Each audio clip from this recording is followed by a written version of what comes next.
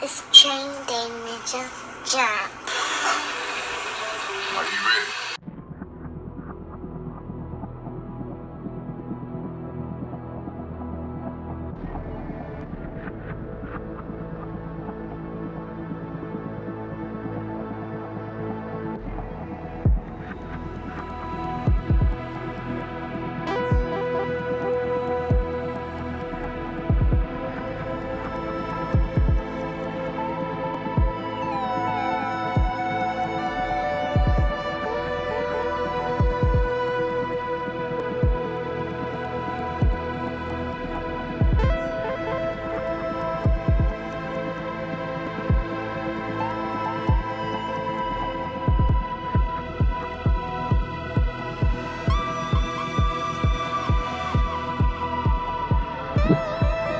All right, what's up, Houston? Hey, boss, about those? I'm out here in Bayport. This is Mr. 10-4 out here in Bayport. I've been getting text messages and emails on a driver that flipped over out here at the exit gate at Bayport.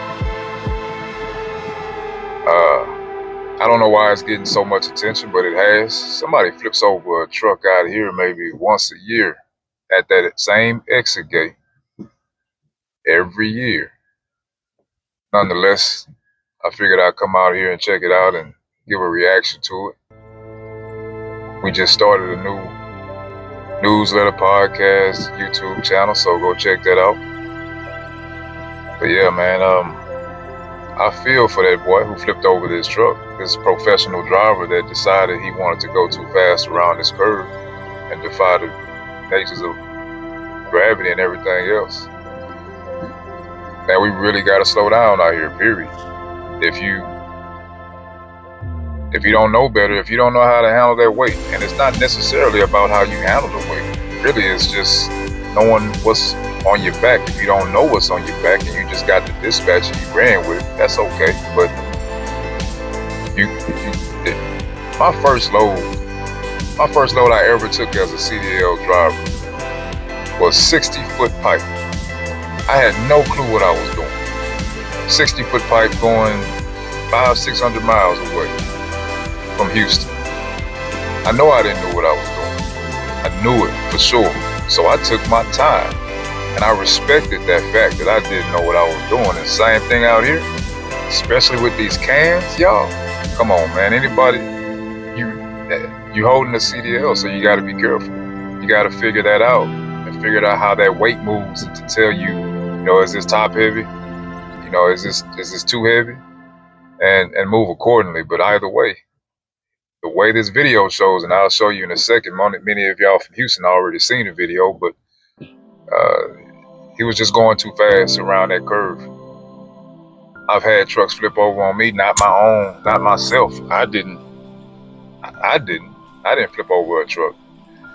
But I have had trucks that I own flip over. I've had a truck flip over in the middle of the warehouse, at moron spray. So, man, at the end of the day, this guy has this driver, I'm pretty sure it's a man. He's about to experience what happens when you flip over a commercial vehicle with commercial cargo in it. He may or may not lose his job. You never know. It depends on the company. If it's a bigger company, he's most likely they're gonna get rid of him. If it's a smaller company, maybe they'll let him back if they like the guy and it was top heavy and they know this.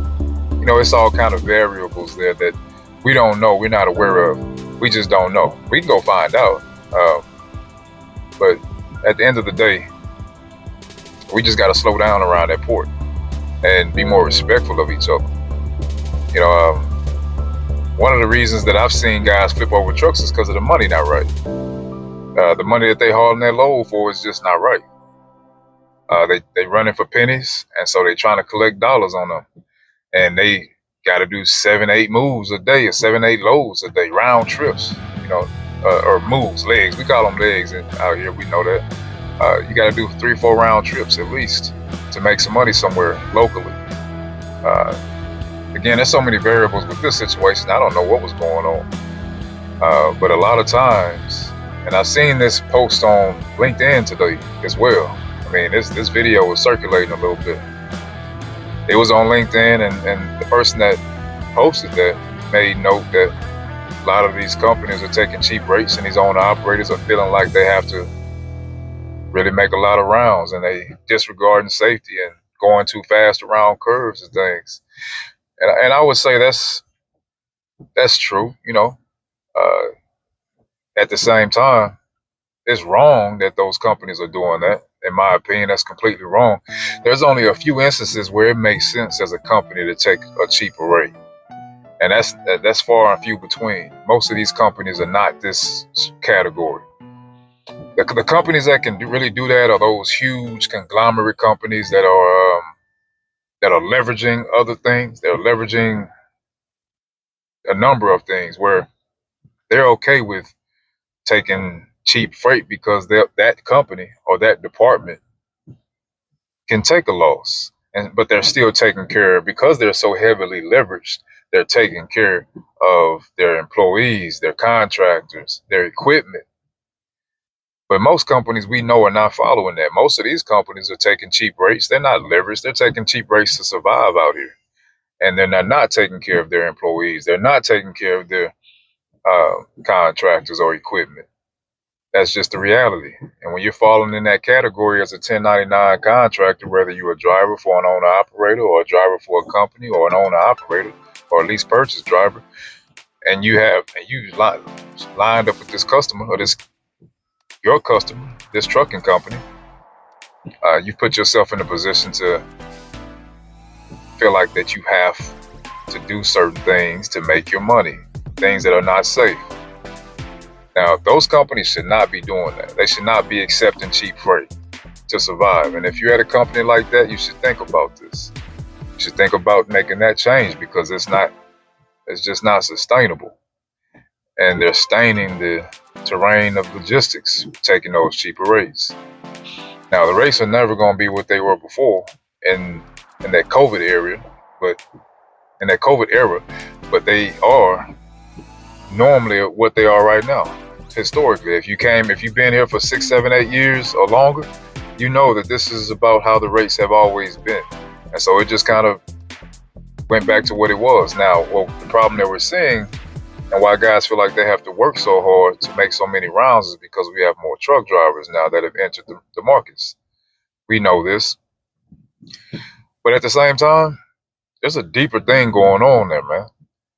If you feel like you have to, and I'm not judging at all, because I've done all kinds of things when I was in the truck. So if you know who your maker is and you trust your maker to take care of you and your family, you won't have to go do certain things in order to try to make a buck. You can leave that company. You don't have to stay there. There's other opportunities out here to make a living in the truck. You just have to do your due diligence to find us and do your part, man. You don't have to come out. If you're, let me say it like this: if you're not making $1,800 take home here in Houston, minimum, on a consistent basis, then you should think about where you're at and what's going on there, and figure out what else to do, because that's not sustainable. If you're making less than $1,800, where we're trying to make $2,500. That's our minimum. Some guys are killing that, some guys are not. But you should absolutely be above 1,800. If not, you're robbing Peter to pay Paul. You're robbing yourself, or you're robbing your truck. You're robbing somebody, because if you're living in, well, you know what? Everybody's situation is different, but in my opinion, if you're making less than $1,800 a week, man, you're and you're working full time, 10, 12, 14 hours out here locally, man, you're hurting. And you shouldn't be doing that, man. You got to figure out something else out. Anyway, man, if you're one of those managers or salesmen or dispatchers that are taking rates that are cheap like that, and you're wrong. You're wrong. You don't have to do that. We can figure something else out. They showed us what they did earlier this year. They showed us exactly what to do. even though we've been talking about doing it so long. But what do I know? These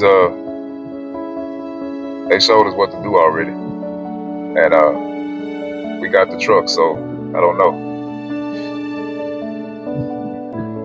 And this guy, man, I hope you learned your lesson, man. I hope that your family, man, is okay during this time. I know you shook up, jump back in the truck, man, and do better, bro. Stop, slow down, learn from it, keep going, don't quit. You'll be all right. 10-4 over and out.